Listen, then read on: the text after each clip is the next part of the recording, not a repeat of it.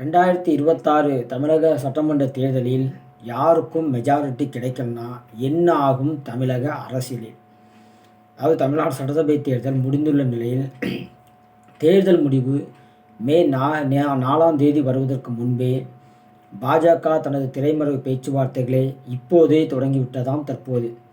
அதாவது தமிழக சட்டமன்ற தேர்தல் நெருங்கி வரும் சூழலில் தற்போதைய அரசியல் களம் முன் எப்போதும் இல்லாத வகையில் சூடுபிடிக்க தொடங்கியுள்ளது. ஆளுங்கட்சியான திமுக மற்றும் பிரதான எதிர்க்கட்சியான அதிமுக ஆகிய இருதுருவ அரசியலுக்கிடையே நடிகர் விஜயின் தமிழக வெற்றி கழகம் ஒரு முக்கிய சக்தியாக தமிழக அரசியலில் தற்போது உருவெடுத்துள்ளது.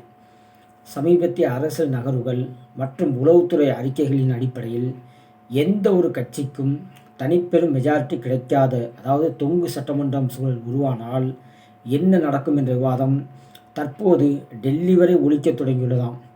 அதாவது தமிழகத்தின் தற்போதைய நிலவரப்படி மும்முனை அல்லது 4 முனை போட்டி நிலவும் பட்சத்தில் ஆட்சி அமைக்க தேவையான 118 இடங்களை எந்த ஒரு கூட்டணியும் எளிதாக பிடித்துவிட முடியாது என்ற கருத்து நிலவுகிறது தற்போது.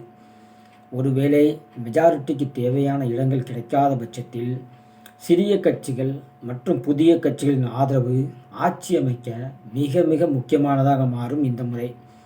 அதாவது தொங்கு சட்டமன்றம் ஒன்று உருவானால் அதை சூழலை முன்கூட்டியே கணித்துள்ள பாஜக தலைமை விஜயின் தமிழக வெற்றி கழகத்துடன் இரகசிய பேச்சுவார்த்தைகளை தொடங்கியுள்ளதாக அரசியல் வட்டாரங்களில் செய்திகள் தற்போது கசிந்துள்ளன. திமுகவை தவிர்க்கும் தாவேகா தமிழக வெற்றி கழகத்தை பொறுத்தவரை அதன் கொள்கை பிரகடனம் மற்றும் பொதுக்கூட்ட பேச்சுக்கள் பெரும்பாலும் திராவிட மாடல் ஆட்சிக்கு எதிராகவும் குடும்ப அரசியலுக்கு எதிராகவும் அமைந்துள்ளன. இதனால் தேர்தல் முடிவுகளுக்கு பிறகு ஒருவேளை ஆதரவு தேவைப்பட்டால் கூட விஜய் தனது அரசியல் நிலைப்பாட்டிலிருந்து பின்வாங்கி திமுகவுடன் கூட்டணி வைக்க வாய்ப்புகள் மிக மிக குறைவு என்றே கூறப்படுகிறது. திமுக கூட்டணியை தவிர்ப்பது என்பது விஜயின் அரசியல் எதிர்காலத்திற்கு மாற்று அரசியல் என்ற பிம்பத்தை தக்க வைக்க உதவும். இந்த சூழலில் தான் தேசிய ஜனநாயக கூட்டணி தனக்கு சாதகமாக பயன்படுத்திக் கொள்ள திட்டமிடுகிறது இந்த முறை. மத்தியில் ஆட்சியில் இருக்கும் பாஜக தமிழகத்தில் வலுவாக காலுண்ட துடிக்கிறது இந்த முறை. அதிமுக கூட்டணி பெரும்பான்மை பெறாத பட்சத்தில் விஜயின் செல்வாக்கை ஒரு பாலமாக பயன்படுத்த பாஜக விரும்புவதாக தெரிகிறது இந்த முறை. அதாவது தமிழ்நாடு நலன், ஊழலற்ற நிர்வாகம் போன்ற பொதுவான புள்ளிகளை முன்வைத்து தாவேகாவின் ஆதரவை பெற பாஜக மேலிடம் தற்போதைய காய்களை நகர்த்தி வருகிறது.